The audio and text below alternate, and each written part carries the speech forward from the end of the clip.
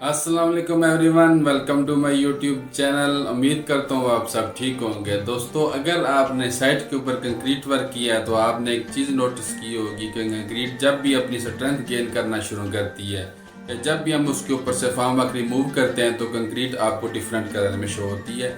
यानी कि उसके पूरे पैचेस के अंदर आपको डिफरेंट कलर नज़र आते हैं। किधर वो ब्लैक होती है, किधर आपको ग्रे नज़र आ रही होती है, किधर आपको बिल्कुल वाइट नज़र आ रही होती है। तो ये कंक्रीट डिस्कलरेशन क्यों होती है, मैं आपको इस वीडियो में बताने जा रहा हूँ। प्लीज़ मेरे साथ जुड़े रहें। Let's start the video.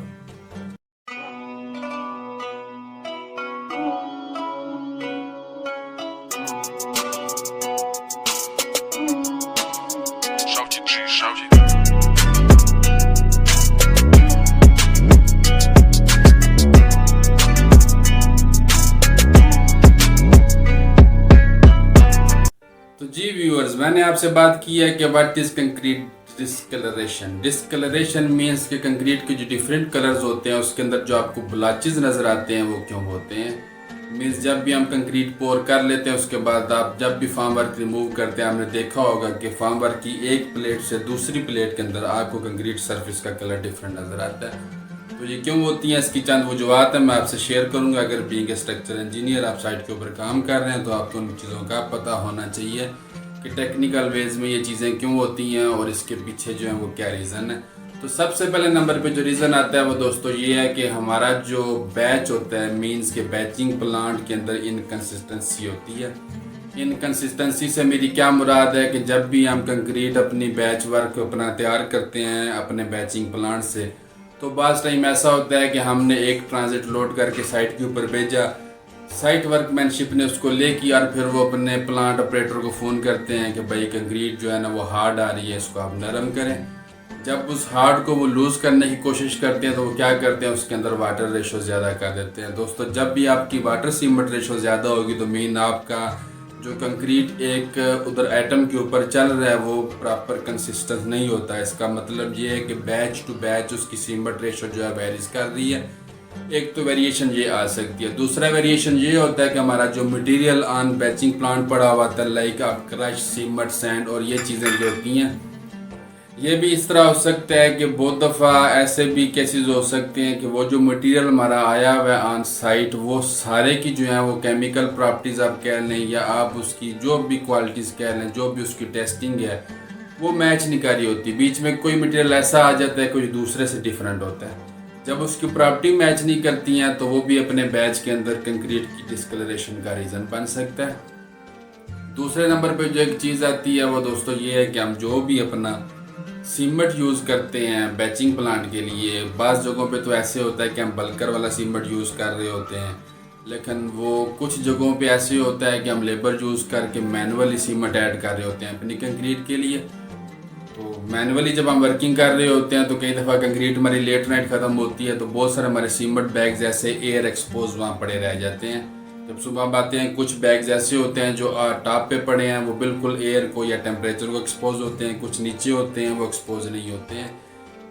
जो सीमेंट बैग एयर को एक्सपोज हो रहा होता है वो वहाँ से मॉइस्चर लेता है, थोड़ा सा हार्ड होता है तो अपना कलर चेंज करता है। जब इस तरह के सीमेंट बैग्स हम सारे एक ही बैच में ऐड कर रहे होते हैं तो हर सीमेंट का अपना एक कलर डिफरेंट होता है जिसका इफेक्ट हमारी कंक्रीट के ऊपर पड़ रहा होता है। तो ये ऑन बैचिंग के अंदर जो एरर है ये मैं आपको वो बता रहा हूँ जो हमारे कंक्रीट डिस्कलरेशन के ऊपर इफेक्ट करते हैं।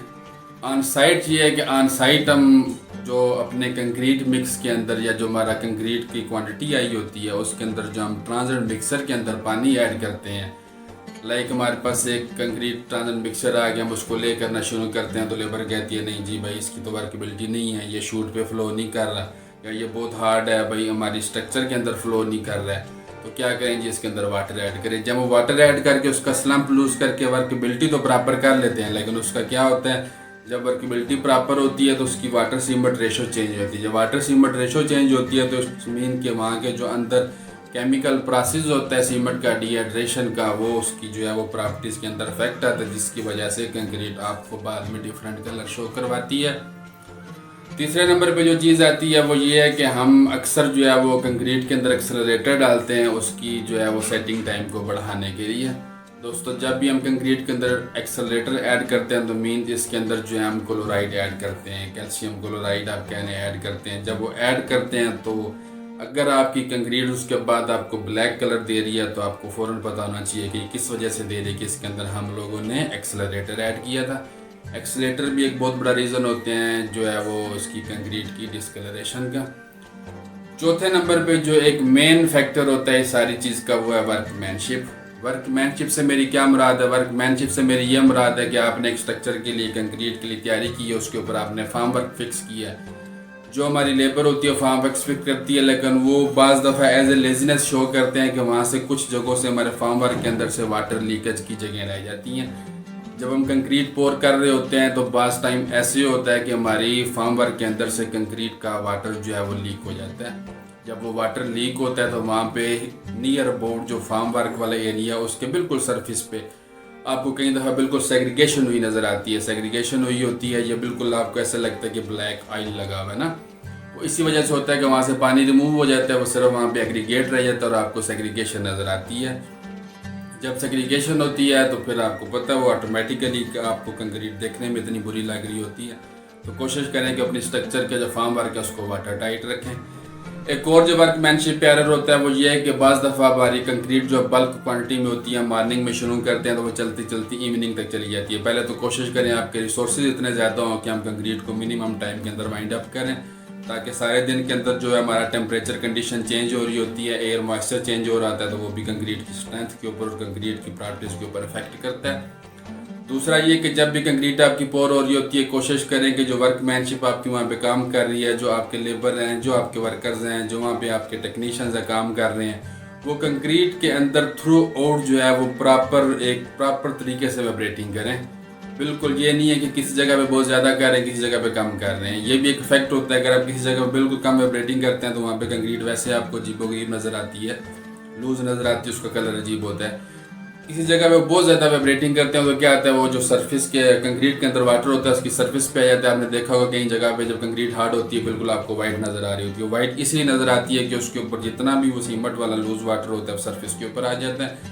कोशिश करें कि आपकी वाइब्रेटिंग स्ट्रक्चर के अंदर प्रॉपर होनी चाहिए, तो आप इस चीज़ को जो है वो अवॉइड कर सकते हैं। तीसरा जो आपने अक्सर देखा होगा जब फार्म वर्क रिमूव करते हैं तो आपको लाइनें नज़र आ रही होती हैं वाइट कलर सी, बिल्कुल ऐसे रखते हैं जैसे किसी ने यहाँ पे ना कलर फेंका हुआ है, जिसको आप कह सकते हैं कि वो एंसिलरी वेन सी बन जाती हैं। उसका रीज़न क्या था कि आपका वाटर जब लीक होता है शटरिंग से तो वो लाइनें बन जाती हैं।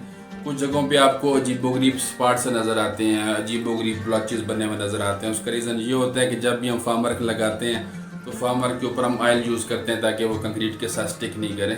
तो कोशिश करें कि ऑयल भी जो आपने अपने फार्म वर्क के ऊपर लगाया वही प्रॉपर होना चाहिए। ये नहीं कि किसी प्लेट के ऊपर आपने ज़्यादा लगा दिया, किसी के ऊपर लगाया नहीं है।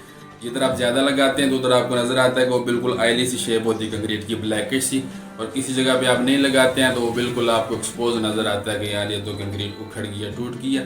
तो ये कुछ चीज़ें हैं जो कंक्रीट डिस्कलरेशन का रीज़न बनती हैं, जो कि इतना बड़ा मेजर इशू नहीं होता है स्ट्रक्चर के लिए, लेकिन ये छोटी छोटी ऐसी चीज़ें हैं जो अपनी वर्कमैनशिप से कंट्रोल कर सकते हैं। कोशिश करें इनको कंट्रोल करें ताकि आपकी साइट जो है मस्ट लुकिंग ब्यूटीफुल, आपकी साइट ब्यूटीफुल नज़र आएगी।